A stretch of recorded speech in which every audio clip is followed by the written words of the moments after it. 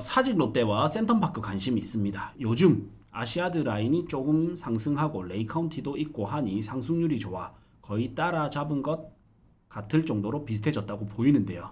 그래도 센텀파크가 아직은 살짝 더 비싼 느낌입니다. 5년 뒤에 사직 롯데가 역전할까요? 아니면은 사직 롯데 캐슬도 연식이 올라갈 테니 현재 추세를 유지할까요? 자, 투자 관점에서 센텀파크와 오션테라스 어디가 더 나을까요?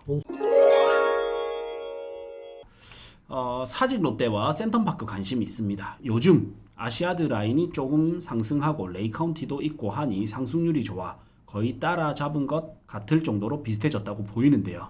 그래도 센텀파크가 아직은 살짝 더 비싼 느낌입니다. 5년 뒤에 사직 롯데가 역전할까요? 아니면은 사직 롯데 캐슬도 연식이 올라갈 테니 현재 추세를 유지할까요? 굉장히 좀 심도 있게 내다보시는 것 같아요. 네, 그렇죠? 역시 또 멤버십 분이라서 네. 깊이가 다르네요. 질문도 좀 다릅니다. 맞아요. 네.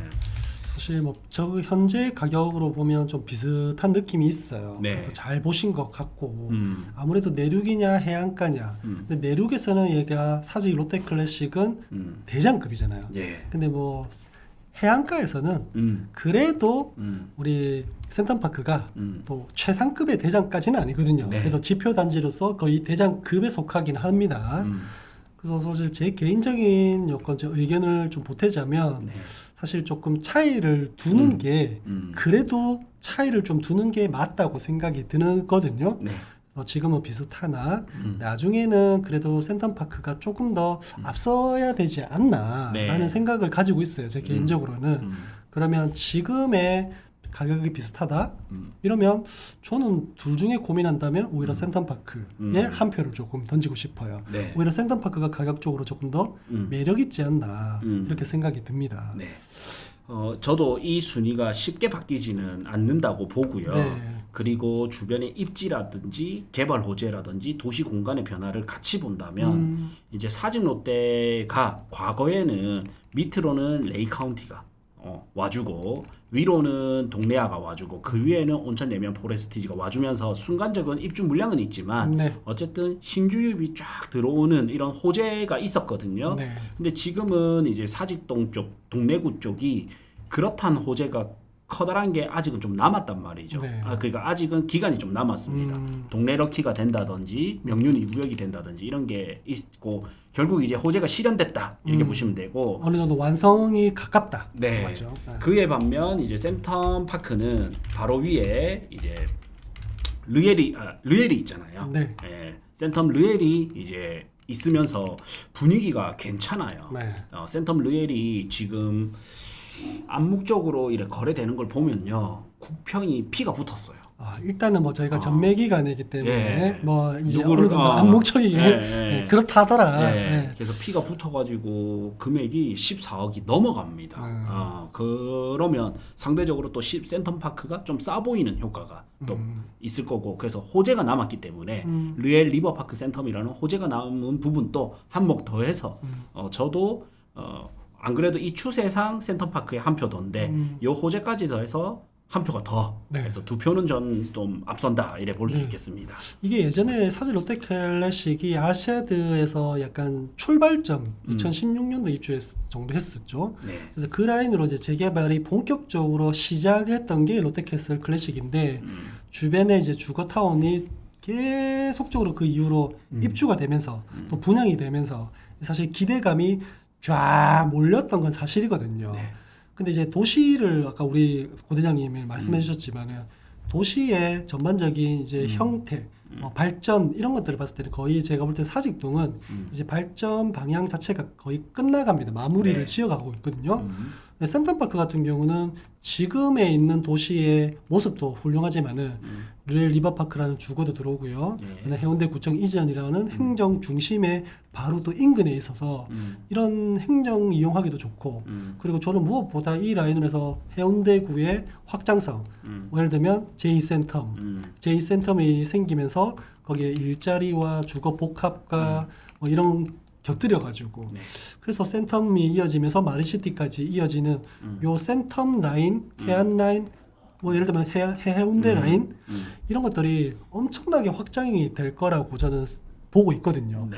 그러면 아직까지 호재는 센텀은 남았다. 네. 그래서 센텀파크 쪽에서는 조금 더 구축화되어 가지만은 그런 호재를 좀 받아먹기에는 확실히 제송동이 좀 좋지 않나 생각이 들어요. 네. 참고로 호재를 좀 말씀드리면 여기 제2센텀, 그 다음에 여기 신해운대역에서 송정까지 있는 첨단 산업단지, 네. 네.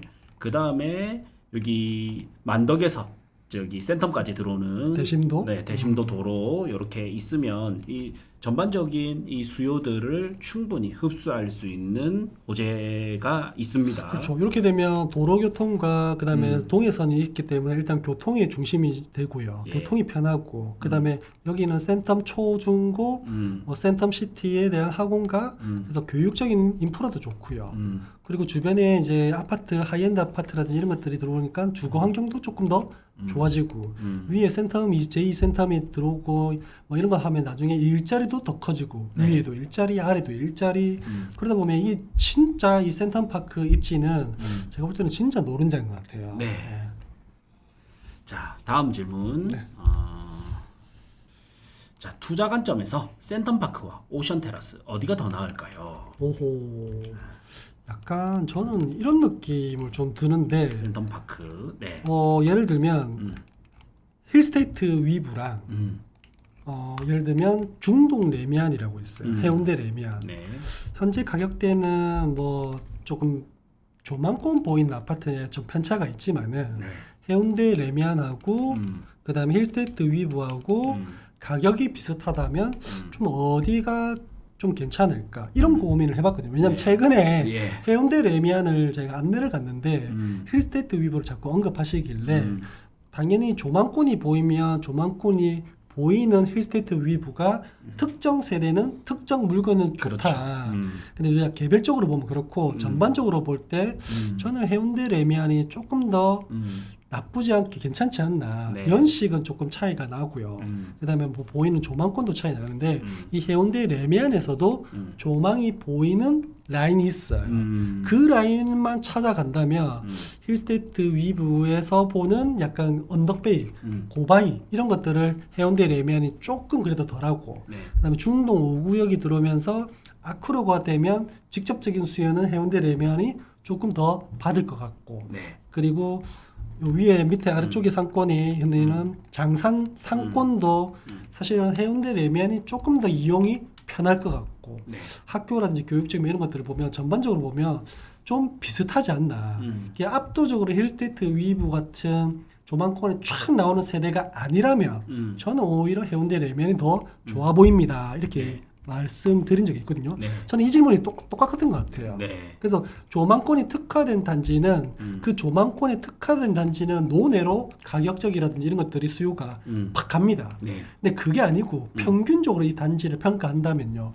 저는 그냥 입지를 흔히 우리가 알고 있는 입지 평가 요소대로 우리가 생각을 한다면 센터파크가 저는 한 단계, 두 단계가 더 낫지 않겠나 네. 이렇게 생각이 들어요. 이 질문의 요지는 결국 이제 뷰냐, 네, 입지냐인데 뷰가 나오는 몇몇 단지들은 더 높게 갈 수 몇몇 있지만 세대 특정한 거죠. 네. 네. 근데 그 외에는 또 입지가 좋은 쪽이 가겠죠. 그럼요. 그래서 상승장과 하락장까지 같이 경험에 의해서 좀 말씀드리면 이제 하락장 때는 사실 뷰 뜯어먹고 사는 게 아니기 때문에 뷰에 대한 선호도가 조금 떨어집니다. 네. 그래서 오히려 뷰가 나옴에도 불구하고 오히려 입지가 좋은, 특히 학군이 좋은 이런 데는 실거주자들이 되게 강하거든요. 네네네. 예, 그래서 하락장이 오면 입지가 그 역할을 발휘하고요. 네. 또 상승장이 오면 그 뷰가 주는 그 프리미엄이 굉장히 높단 말이죠. 그렇죠. 그래서 뷰 프리미엄이 더 올라가게 됩니다. 그래서 참고로 하락장 때는 이제 급지 좋은데 기준으로 뷰 값이 한 2억 정도 차이가 나요. 2, 3억 정도 차이 나는 게 상승장이 오면 이게 3억에서 5억까지 이렇게 차이가 나버립니다. 그래서 이거를 좀 감안해서 투자로 보시면 될 것 같아요. 그래서 안정성은 입지고 폭발적 상승은 어떻게 보면 내가 뷰 나오는 걸 싸게 살 수 있다면 맞아요.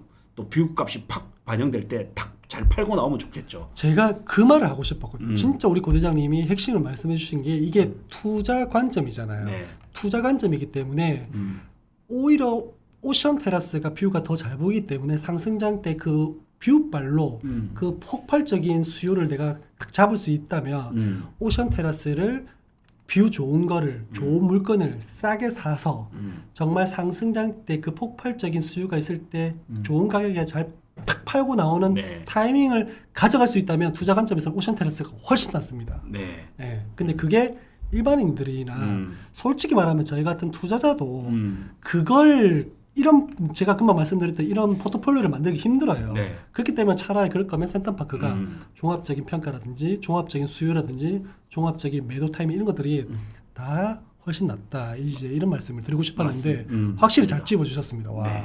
소름. 구해줘 아파트라고 해서 이제 저랑 용 소장님 해가지고 구해줘 아파트 진행을 하거든요. 1차적으로 상담을 해드리고 단지 픽, 그 다음에 현장 답사, 그 다음 부동산 계약대, 대출 및 법무사까지도 다 소개 및 이제 다 알아봐드립니다. 그래서 거의 올인원 서비스라고 보시면 돼요. 이거를 지금 이제 할인해서 55만 원에 진행하고 있거든요. 그래서 아파트 필요하시는 분들은 구해줘 아파트 요거 한번 참여해 보십시오.